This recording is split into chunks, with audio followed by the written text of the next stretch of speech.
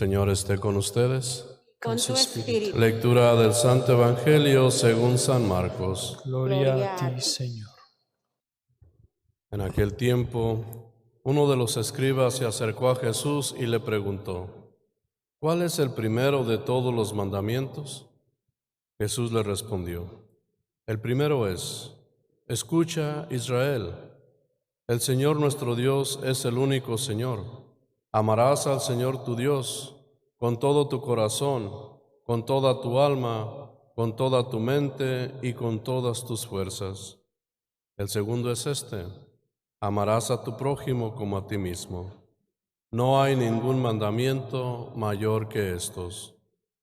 El escriba replicó: muy bien, maestro, tienes razón cuando dices que el Señor es único y que no hay otro fuera de Él, y que amarlo con todo el corazón, con todo el alma, con todas las fuerzas, y llamar al prójimo como a uno mismo, vale más que todos los holocaustos y sacrificios.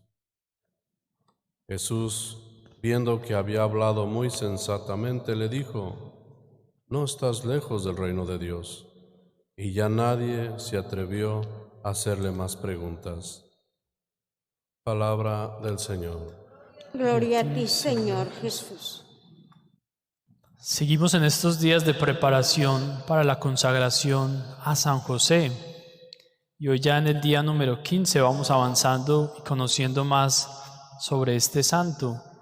Y hoy las letanías nos sugieren un título: amante de la pobreza. San José era sin duda un hombre lleno del espíritu de la pobreza, no porque quisiera vivir por debajo de las condiciones normales de vida, no porque odiara los bienes o las posesiones, sino simplemente porque tenía muy claras las prioridades en su vida. Tenía muy claro el Shema, que es lo que los judíos entonces recitaban en ese entonces y aún hoy en día recitan, y que les mueve como las entrañas. ¿Verdad, José? José, que es un judío, nos puede dar cuenta de ello, y cómo el Shema entonces se convierte en esa oración que lo cubre todo. Amarás a Dios con todo tu corazón, con todas tus fuerzas, con toda tu mente y con toda tu alma, es decir, con todo el ser. Esto lo tenían muy claro del libro de Deuteronomio. Pero entonces Cristo viene a este mundo y hace una diferencia y trae una novedad. Y este escriba pareciera entonces querer poner a prueba a Jesús, porque además se habían creado una cantidad de mandamientos o de leyes en torno a los 10 básicos que había entonces enviado Dios a través de Moisés. De 10 convirtieron en 613 mandatos, la mayoría de ellos prohibiciones. Y entonces todo el día había una rutina para tratar de memorizar y memorizar los más que se pudiesen, para tratar de estar, digamos, en comunión, pero en una comunión externa, una comunión como de apariencias, cuando de pronto incluso en el corazón no había un convencimiento de ese querer agradar a Dios de corazón. Pero San José, por ejemplo, cambia también ese paradigma. San José fue capaz entonces de amar a Dios con todo su corazón, con toda su alma, con todas sus fuerzas. Fue un hombre humilde y sencillo, amante entonces de esa pobreza de la cual Dios quiere que todos nosotros nos apropiemos. Una pobreza que nos permita desapegarnos de los bienes del mundo, una pobreza que nos permita ver con más transparencia la realidad y no querer entonces sentirnos el centro del universo, ni querer tampoco sobrepasarnos con los demás, con los otros. Y vemos entonces que Jesús trae una novedad. Jesús conocía el Shema, lo entendía y lo dice con mucha claridad: amarás a Dios con todo tu corazón, con toda tu alma y con todas tus fuerzas. pero le añade algo más, no solo a Dios, al prójimo también como a ti mismo. Es decir, equipara ese amor que hay que tener con Dios como aquel que también se debe mostrar al prójimo, porque es incluso a través del amor al prójimo que evidenciamos en realidad nuestro amor verdadero por Dios. ¿Cómo no amar al prójimo a quien vemos? ¿O cómo no amar a Dios si no lo vemos y al prójimo sí que lo vemos cada día? Entonces es una invitación muy grande la que nos hace Jesús a través de este texto, de este evangelio el día de hoy, el poder entender que no tenemos que complicarnos la vida, no tenemos que llenarnos de leyes o prohibiciones o ideas que de pronto nos alejen en últimas de esa relación simple y transparente que Él quiere. Tengamos un amor hacia Dios, pero que lo evidenciemos también en el prójimo, así como nos queremos también nosotros mismos y luchamos por salir adelante. Y entonces en ese amor hay que conocer al otro. La invitación es conocer a Dios, conocer su palabra, conocer sus sacramentos, tenerlos, apropiarnos de ellos, para caminar entonces con la libertad de los hijos de Dios, para vivir entonces una vida y llevarla en gracia, en la gracia de Dios. Todos nosotros hemos sido llamados a diferentes vocaciones en la vida. Estamos entonces los que entregamos nuestra vida al servicio de Dios, los consagrados, los sacerdotes, los religiosos. Ellos entonces demostramos de una manera especial también nuestro servicio a Dios. Están los casados, que en su vida matrimonial también muestran de una manera especial ese amor que tienen a Dios al hacerlo también con su cónyuge. Y están aquellos que viven una vida de soltería y que a través del servicio demuestran ese amor también que tienen a Dios y al prójimo. Y es que amar con todo el corazón es ser solo de Dios. Entonces, a nosotros los célibes, los que estamos entonces entregados al servicio de Dios, se nos pide tener castidad, la castidad de poder solo darnos completamente a Dios y a su servicio.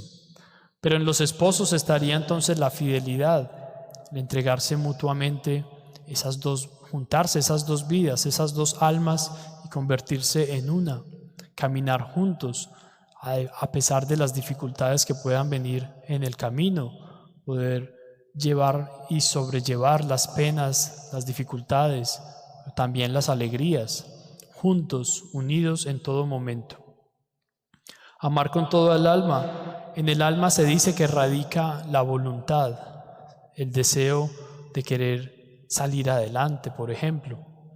Y para nosotros los religiosos, entonces está la obediencia, poder entonces acatar a nuestros superiores, al Papa, a los obispos o aquellos que lideran una comunidad religiosa o una casa de formación.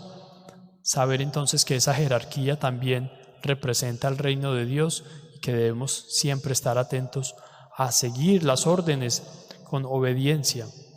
Pero en el matrimonio entonces está el diálogo conyugal, poder llegar a pactar cómo es la manera en la que vamos a vivir esta vida de familia, cuáles son las leyes, las reglas que vamos a poner en el camino, cómo vamos entonces juntos a sacar entonces esta familia adelante, sin que se imponga ninguna voz, sin que se imponga uno sobre el otro, dejar a un lado cualquier diferencia y al contrario, unirse y a través de la complementariedad de ambos sexos, de ambos géneros, poder entonces agradar a Dios de toda manera. Y amar a Dios con todas las fuerzas. Sabemos que le pertenecemos completamente a Dios y entonces cabría muy bien aquí el espíritu de San José, el espíritu de pobreza, el entregarnos entonces completamente en la vida religiosa a través de una vida simple, sencilla, los votos de pobreza que los religiosos hacemos y que tenemos siempre que cuidar.